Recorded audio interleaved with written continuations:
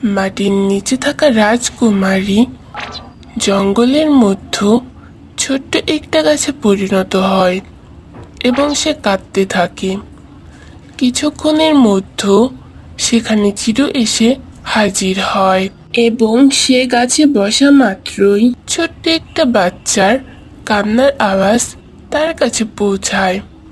কিন্তু আশেপাশে কাউকে না দেখায় সে চারিদিকে ভালো করে খুঁজতে থাকে, কিন্তু কাউকেই দেখতে পায় না। চারিদিকে অনেক খোঁজাখুঁজির পর সে নিচে তাকায়, দেখলো জঙ্গলের মধ্যে অনেক সুন্দর একটা ফুল গাছ।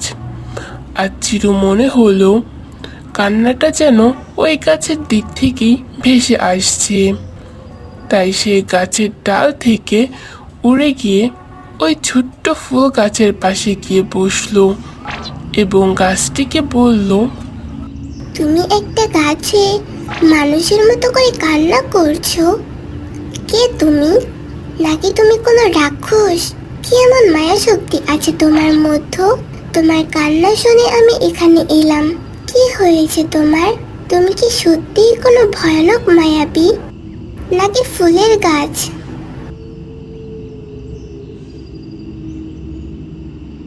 কি হলো? কোনো কথা বলছো না যে? তুমি আমাকে সব খুলে বলতে পারো, দেখি আমি তোমাকে সাহায্য করতে পারি কি। কিন্তু এভাবে কান্না করো না।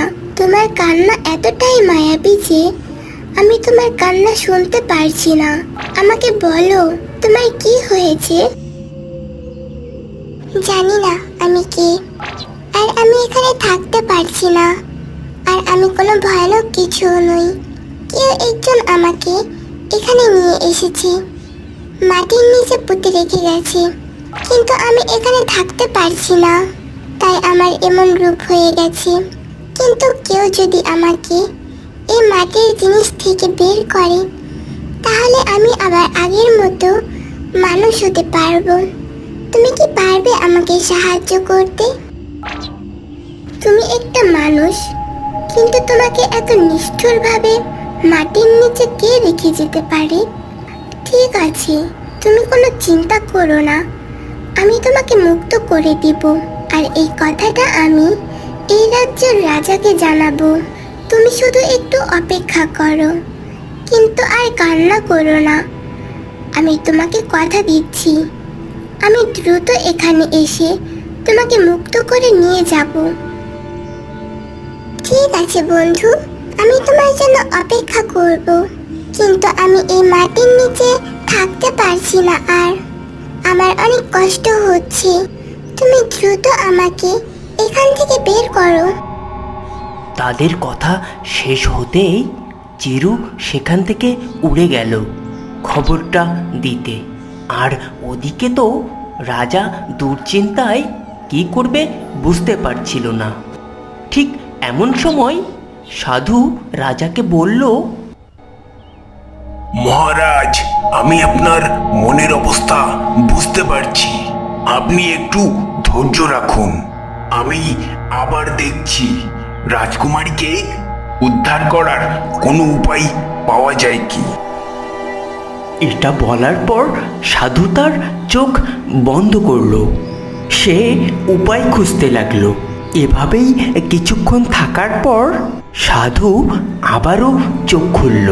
তারপর মহারাজকে বলল, মহারাজ, আমি অনেক ভালো করেই দেখলাম, কিন্তু যেখানে রাজকুমারী আছে সেই জায়গাটা আমি এর আগে কখনো দেখিনি। কিন্তু কেন জানি মনে হচ্ছে এই জায়গাটা আমাদের আশেপাশে আছে। ঠিক কোথায় আছে আমি আসলে বুঝতে পারছি না।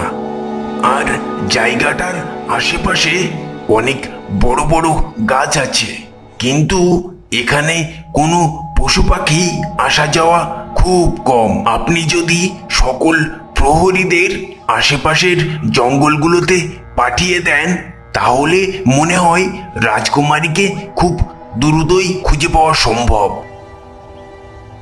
সাধু তার কথা শেষ করতেই সেখানে হাজির হলো চিরু এবং সাধু ও মহারাজকে একসাথে দেখে চিরু একটু অবাক হয়। তারপর সে মহারাজকে বলল, মহারাজ, আপনি এখানে? যাক, ভালোই হলো। আপনাকে একটা খবর দেওয়ার ছিল। ভাবছিলাম পরে আপনাকে খবরটি দিব, কিন্তু আপনি এখানে, ভালোই হলো।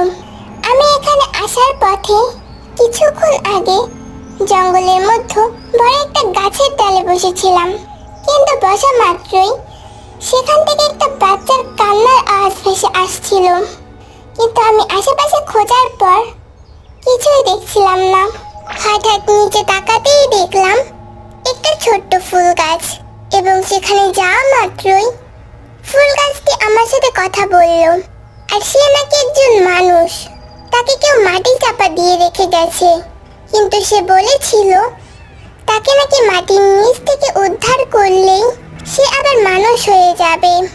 তাই আমি সাধুর কাছে আসলাম, যাতে সে আমাকে সাহায্য করতে পারে। কিন্তু এখানে আপনাকে পেয়ে ভালোই হলো। যদি আমার সাথে কাউকে পাঠান, তাহলে তাকে উদ্ধার করতে পারবো। কি বললে? মাটির নিচে চাপা পড়ে আছে? এটা তুমি কোথায় দেখেছো? আমাকে এক্ষুনি নিয়ে চলো সেখানে। সাধু, আপনি এখানেই থাকেন। আমি প্রহরীদের নিয়ে গেলাম চারুর সাথে। এক্ষুনি চলো, আমাদের আর দেরি করা ঠিক হবে না। মনে হয় সে আমার মেয়ে। এটা বলে রাজা প্রহরীদের নিয়ে চিরুর পিছু পিছু রওনা দিল, এবং তারা যেতে যেতেই কিছুক্ষণের মধ্যে সেখানে পৌঁছে গেল সেই গন্তব্য স্থানে, যেখানে রাজার মেয়েকে পুঁতে রাখা হয়েছে। এবং তারা সেখানে গিয়ে কিছু মাটি সরাতেই সেই ফুলের গাছটি মুহূর্তের মধ্যেই মানুষের কন্যায় পরিণত হলো। রাজা তখন বলে উঠল, হ্যাঁ, এটা আমার কন্যা।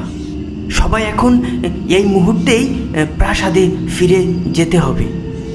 এবং এটা বলেই রাজা তার কন্যাকে নিয়ে প্রাসাদের দিকে রওনা দিল।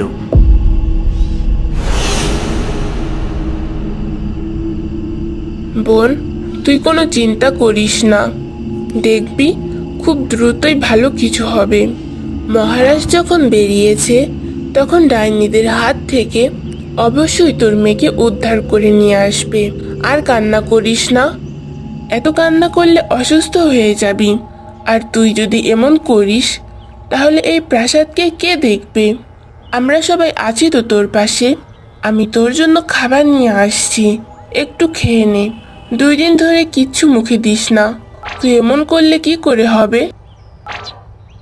কি করে খাবো আমি? পৃথিবীতে আসতেই ডাইনিদের হাত থেকে রক্ষা পেল না। এত বছর পর একটা কন্যা সন্তান জন্ম দিয়েও আমরা তাকে ধরে রাখতে পারলাম না। কি করে ভালো থাকবো? ওকে না পাওয়া পর্যন্ত আমি যে কিছুই করতে চাই না। আমার জন্য কিছু করতে হবে না, তুমি এখন খেয়ে বিশ্রাম নাও। তাছাড়া তোমাকেও ডাইনিরা আক্রমণ করেছে, তোমাকে যে ফিরিয়ে দিয়েছে এটাই অনেক। কিন্তু এখন যে আমি আমার মেয়েকে ফিরে পেতে চাই, ওকে ফিরে না পাওয়া পর্যন্ত আমি কিছুই করব না। তুমি যাও এখন।